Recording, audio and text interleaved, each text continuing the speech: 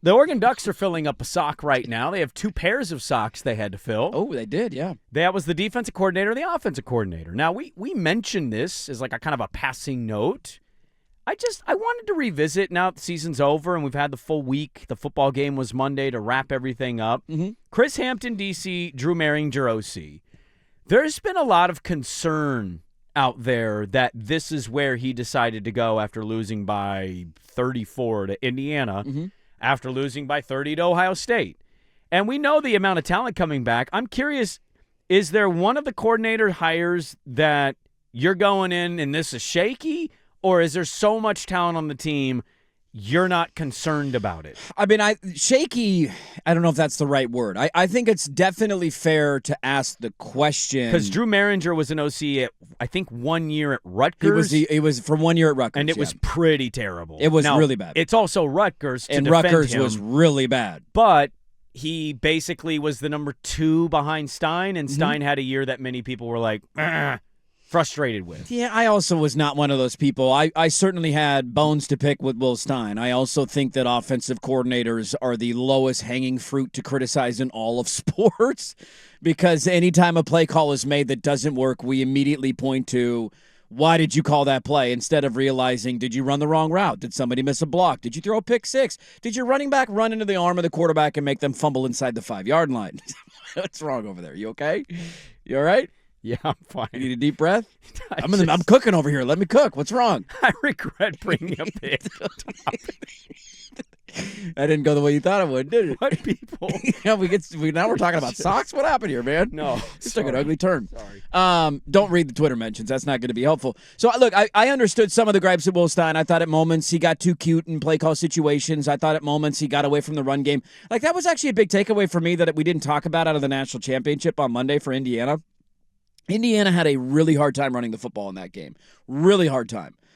But what did they do? They stayed committed to it, and it helped keep them balanced. It helped keep some of the pressure off their quarterback. Had some really timely runs. Black was awesome later in the that game. They absolutely did. There were also a lot of times when they were in 3rd and 8 because they ran it twice and picked up 2 yards total. And they struggled to pass block too. And so that made it tough. So it just. But I also think there's a element of that I respect out of an OC of just not abandoning one style of play and one side of the ball. And so there are certainly issues that I had with Stein that that we don't have to worry about now because he's going to Kentucky. Do you have to? But like Maringer just I don't know from him, so I wonder. I don't know what if he his learned habits will anything be. from him. He was on staff before Will Stein was on staff. He'd happened to be the number 2, and he was the tight end coach. He was there before Will Stein was there. I know, but he was the number 2 under Kenny Dillingham for a year. Right, but the new OC comes in. You're in those meetings. You're learning now his viewpoints, his offensive philosophies. I don't know if he's going to adopt all of them. Might be a mix of Dillingham and Stein. Yeah.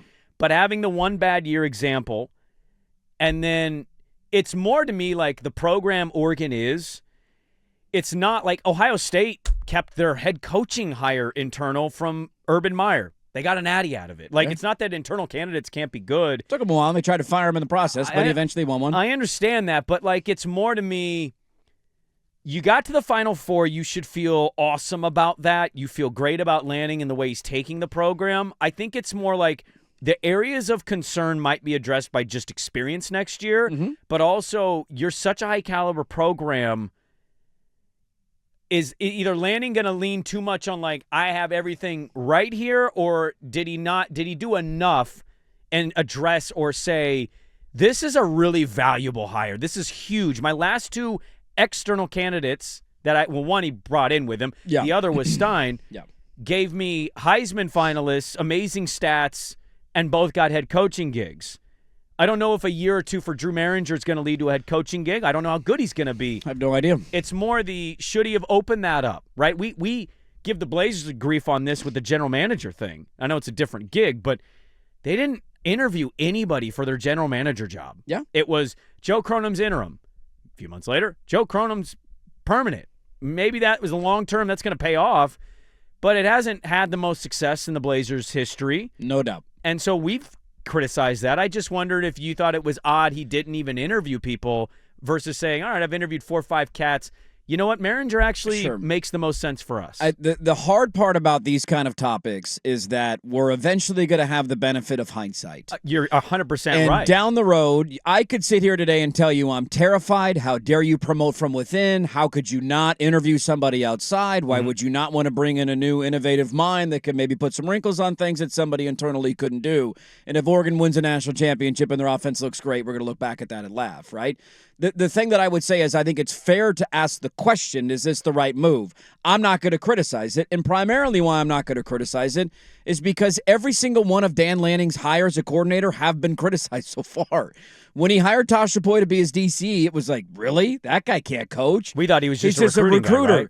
Oregon's was Stein defense criticized? Stein absolutely was. When he he had got only hired? coached major college football for 2 years. Oh, okay. He was at Lake Travis High School in 2019. I didn't remember that. I knew So, he, you know. Like, he's an incredibly young guy, and it was like 2 years at UTSA, and it's like, okay, that's where we're going. Nobody had ever heard of Will Stein before until they started interviewing him.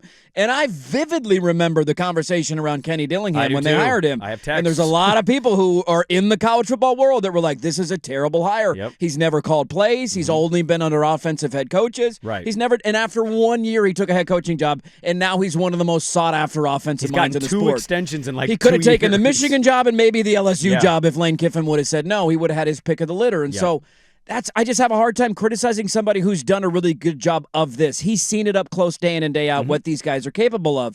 If you want to point to Drew Maringer's resume as an offensive coordinator at Rutgers, that's fair. I would add context and say Rutgers was literally one of the worst programs in the country that year, and you could put who's the smartest offensive mind you could prime Chip Kelly. Sark. What if you put Sark on that offense, and they're not doing squat because there's no talent on that roster. Right. Hampton was a good DC at Tulane. They beat USC in the Cotton Bowl a couple years ago, and Oregon brought him over to not even be their DC. They I'm took him weirdly away. So not in any concern. I'm not really in much concern because I'm not in it the way you are. The DC one leaves me less. It wasn't Maringer's not going to be good. I don't want that to be the takeaway. no, I from know me, that's not what you're arguing. But yeah. it is.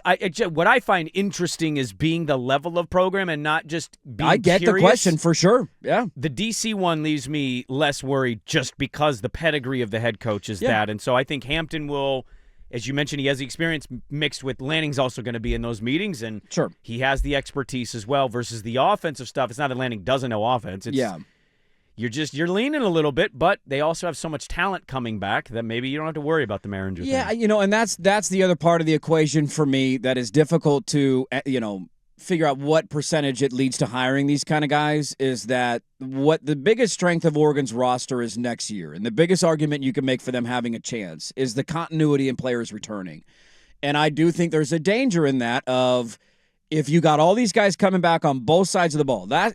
We're going into this past season, Oregon returned a total of 5 starters and only 1 on offense. And so let's say Will Stein a year ago takes the Kentucky job. Do they make the same hire? Or do they say, dude, we got all these new guys, it's all freshmen That's are going to be a very fair playing question to ask. first-time starting quarterback, like what the hell? Maybe we go outside the box. I think one of the biggest strengths is all these guys have been in the system for multiple years. They play. Dante Moore's going into year 3. You're going to have your running backs going into year 2. A bunch of wide receivers going into year 2 or year 3 for some of them. All your defensive line. Like, it's year 4 for your edge rushers, year 3 for Washington, year 2 for Bear Alexander. So you have a familiarity with the system that I'm wondering how much that weighed into their decision of let's not rock the boat and say, hey, by the way, coming back in for an all-in year, you're going to have to learn an entirely new scheme on both sides of the ball throughout spring ball. There's no doubt that it's a risk and it's a gamble, but I would argue that it's the same thing if you go outside and hire somebody, that you're rolling the dice and you have no clue how it's going to work out. Give me at least this then. One area that you hope he's better than Stein in, that Stein did leave you going, I would argue the adding elements to the passing game to make it more consistently explosive. And again, I don't know how much of that was on the quarterback as opposed to the offensive coordinator. But there were times this year where the offense bogged down. Like, the reality of Oregon's offense is they peaked probably in Bo's last year. Like, when you look at metrics, the yards, the points, like, that was the best that they were. Now, you go look at the schedule and say, one of the best they've ever had. that was an elite, right? And he was a Heisman finalist, and they've gotten a little bit worse each of the last 2 years. But on the other side of the ball, they've gotten a little bit better defensively. And so the team's kind of shifted its profile a little bit the last couple of years. They got to find a way to get back to that level of explosive, both in the pass game and in the run game, and being balanced. And and I think it's mainly the pass game because I don't have a lot of questions about your ability to run the football. Look at that. Feels good, doesn't it? It feels great, we man. took kind of a week off from talking Oregon Ducks, and I was like, I can do it every day. You know I could do it every day. Well, we haven't really dove into it, and so we mentioned it. I certainly understand the question marks, and it will be a hindsight moment next year. If they fall short or there's a loss or this is the thing that a lot of people will point to. Yeah, it's going to be and like, so what's going on? I understand why the question is being asked, and I think it's fair.